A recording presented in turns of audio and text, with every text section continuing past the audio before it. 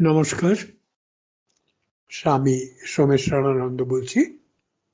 স্বামী সোমেশ্বর ধ্যান গ্রুপ থেকে কতগুলি প্রশ্ন এসছে, এক এক করে উত্তর দেবার চেষ্টা করা যাক।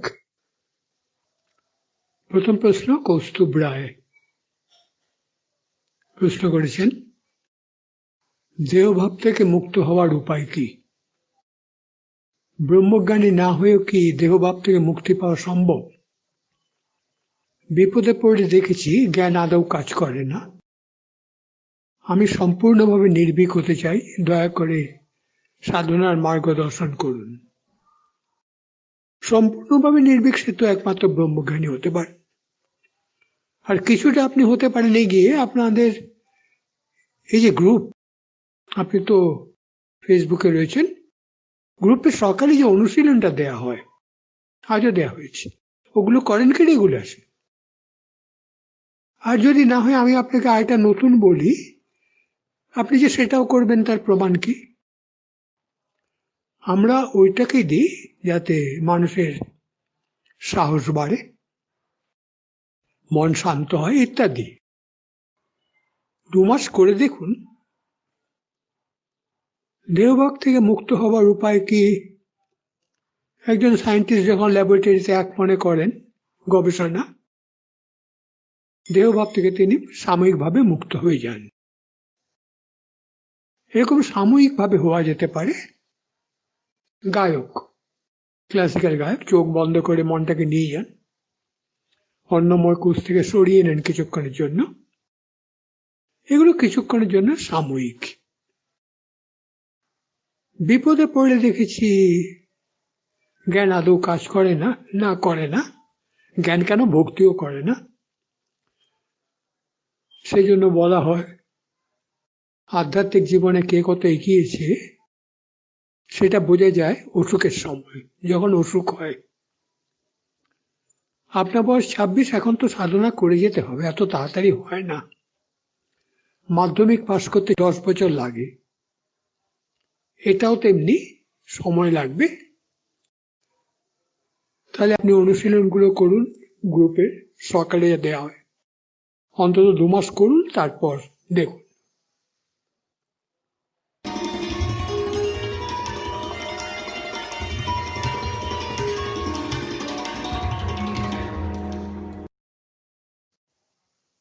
এরপরের প্রশ্ন করেছেন অরিজিৎ চন্দ্র, 33 বছর বয়স। অরিজিৎ বাবুর প্রশ্ন, 4 বছর হলো রামকৃষ্ণ মিশনের দীক্ষিত, 2 বেলা জপ ধ্যান করি, ঠাকুর মায়ের বইপত্র পড়ি, প্রতিদিন ঈশ্বর চিন্তা করি, কিন্তু মন থেকে শ্রেয় প্রিয় দ্বন্দ্বের অবসান ঘটাতে পারছি না। এই যে প্রিয়র দিকে মন যায়, এটা কি আমার সংস্কারের প্রভাবে? যদি একই ভুল এই জন্মেও করি তাহলে এটা যাবে কি করে? হ্যাঁ, এই যে প্রিয়র দিকে মন যাচ্ছে, এটা সংস্কারের প্রভাবে। এত তাড়াতাড়ি তো হয় না, যদি না পূর্বজন্মে প্রচুর তপস্যা করা থাকে। ঠাকুর কথামৃতে ঠাকুর গল্প বলেছেন 2 বন্ধুর। এক বন্ধু অনেকক্ষণ সাধনা করেও ব্যর্থ হলেন, বাঘ টেনে নিয়ে গেল তাকে।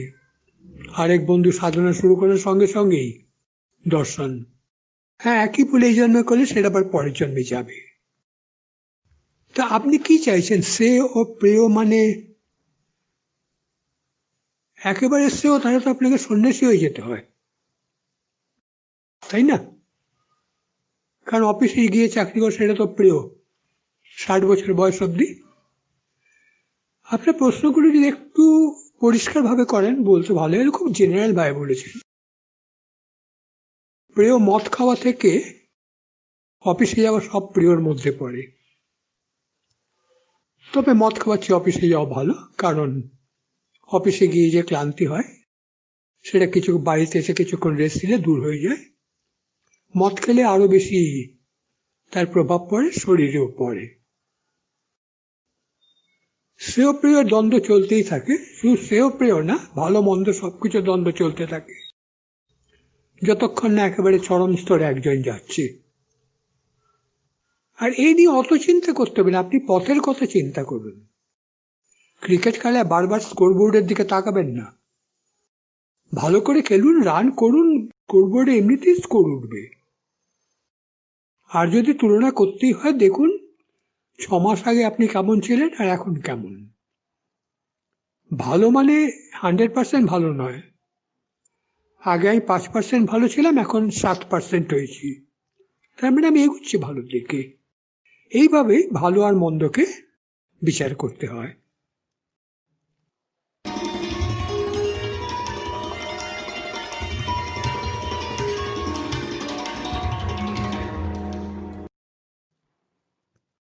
তারপরে প্রশ্ন করেছেন শান্তনু চট্টোপাধ্যায়, 25 বছর বয়স, ম্যাথসে অনার্স করে চাকরির পরীক্ষার প্রস্তুতি নিচ্ছি। কারো কথা খারাপ লাগলে সেই মুহূর্তে তাকে কিছুই বলতে পারি না, পরে মনে হয় এটা বললে তো হতো, ওইভাবে বললে ঠিক হতো। আমি নির্দোষ হওয়া সত্ত্বেও অন্যের করা অপমান মুখ বুঝে সহ্য করি, সেই মুহূর্তে কিছুই বলে উঠতে পারি না। এ থেকে নিষ্কৃতি লাভের কোনো পথ আছে, নাকি স্বভাব নিয়ে সারা জীবন বাঁচতে হবে? নির্ভর করছে আপনার উপর। যদি নিজের ত্রুটিটা শুধরে নেন তাহলে নিষ্কৃতি পাবেন বেশ কিছুটা, আর না হলে সারা জীবন বাঁচতে হবে না, পরের জন্ম এটা ক্যারি করবে। অ্যাকাউন্টসে যাকে বলে ক্যারি ফরওয়ার্ড হয়। এটা মুখ চোরা লোক যারা একটু হয়, বলতে পারে না, একটু দুমদাম কথা বলে দেখুন না কিরকম হয়। কারণ অপমান তো হতেই হচ্ছে, গালাগালি দিয়ে না হয় অপমানিত। আপনাকে চেষ্টা করতে হবে, ও যখন বলবে তা করবে, কিংবা গম্ভীর হয়ে তার মুখের দিকে তাকিয়ে থাকবেন, একে বলে ডিগনিফাইড সাইলেন্স। চুপ করে আছেন, কিছু বলছেন না, কেন একবারে তার চোখে চোখ রেখে সে বুঝে যাবে কি বলতে চান। এরকম ভাবে প্র্যাকটিস করে দেখুন, কারণ সারা জীবন তো পড়ে রয়েছে, সবে 25 বছর বয়স, এখন থেকেই চেষ্টা করে যান।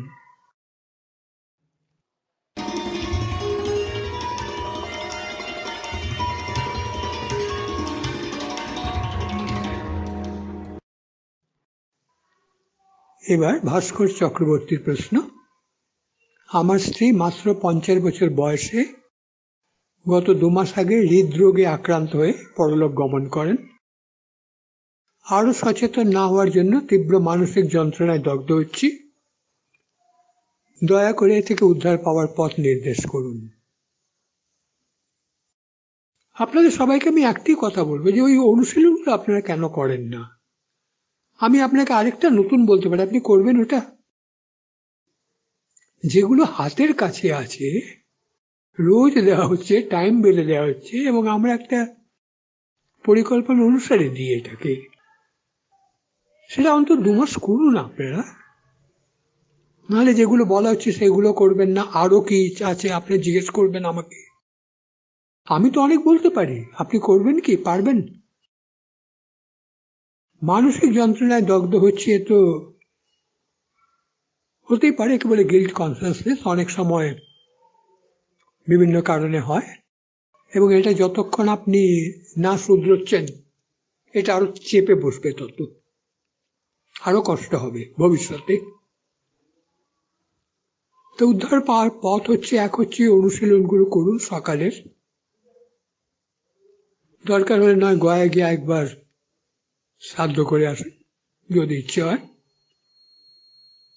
আর একটা আছে মনের ভেতরে যেতে সেটাকে বের করে দেওয়া, পার্জিং বলে, PURGING, ক্যাথারসিস ডাক্তারি ভাষায়।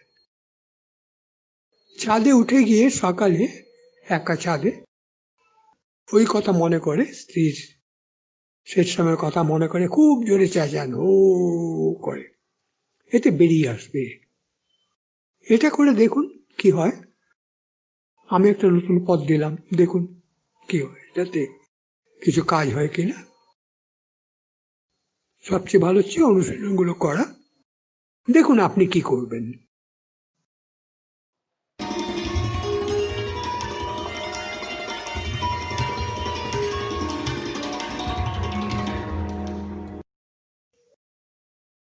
এবারে প্রশ্ন করেছেন সুমনা সেনগুপ্ত।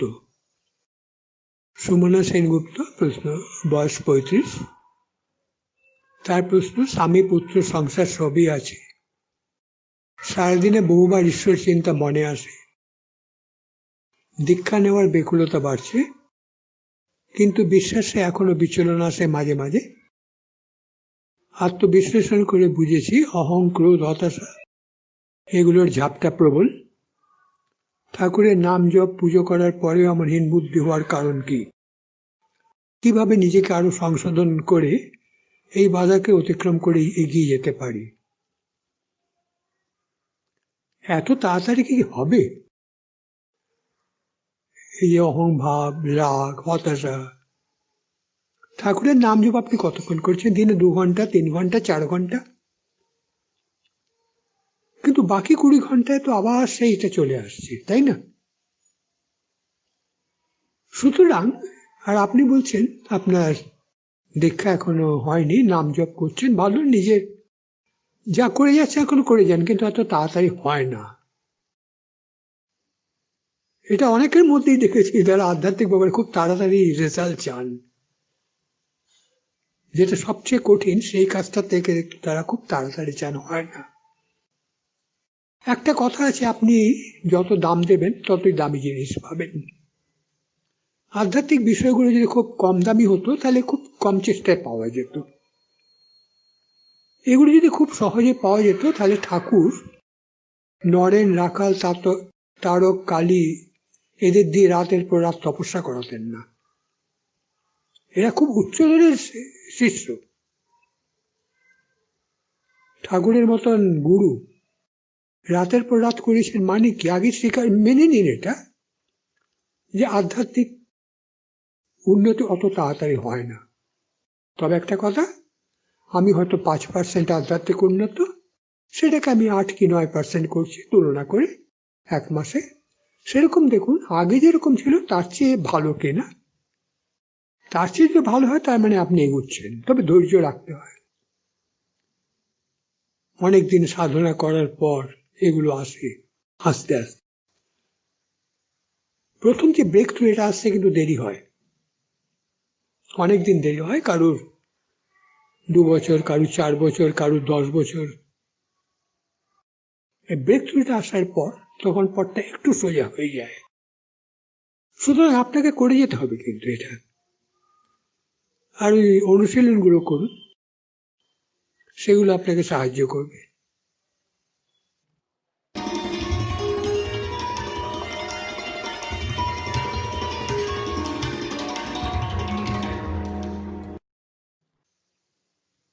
শেষ প্রশ্ন করেছেন পূজা রায়। আমি 8 মাসের অন্তঃসত্ত্বা, মা খুব অসুস্থ। এর মধ্যে আমার শাশুড়ি মা ভীষণ উত্ত্যক্ত করেন। খুব মানসিক চাপের মধ্যে রয়েছি, কিভাবে নিজেকে শান্ত রাখতে পারি? নানান রকম পথ আছে, এ তো নানান রকম লোক আছে, এগুলোর জন্য মানসিকভাবে তৈরি থাকতে হয়। আপনার শাশুড়ি মা জানেন না এই সময়টা মানসিক চাপ দিতে নেই, কি আর করা যাবে, এক একজন এক এক স্বভাব।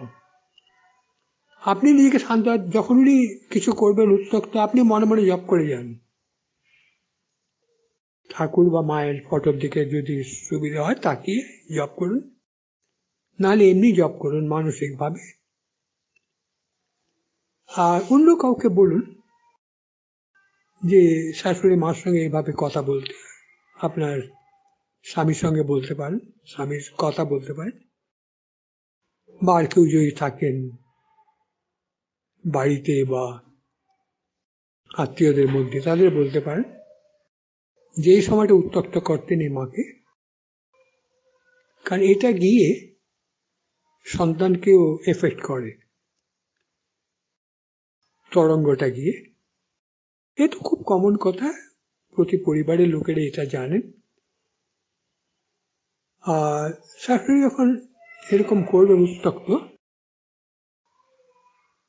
এটাতে আপনি অভ্যেস করে ফেলুন যে এরকম লোক থাকবে সমাজে, ভালো মন্দ সব। ভালো লোকের মধ্যে সবাই থাকতে পারে, মন্দ লোকের মধ্যে থাকাই কঠিন। আপনি চেষ্টা করুন, ওই যে বললাম, মনে মনে যদি জব করতে পারেন, জানি না আপনি দীক্ষিত কিনা, চেষ্টা করতে পারেন এরকম ভাবে।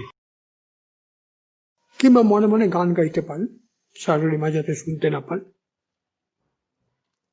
মানে মনটাকে সরিয়ে নেওয়া সাময়িকভাবে ওনার কাছ থেকে, এইভাবে চেষ্টা করতে পারেন। আজ তাহলে এখানেই শেষ করি। সবাইকে নমস্কার, ভালো থাকুন আপনারা।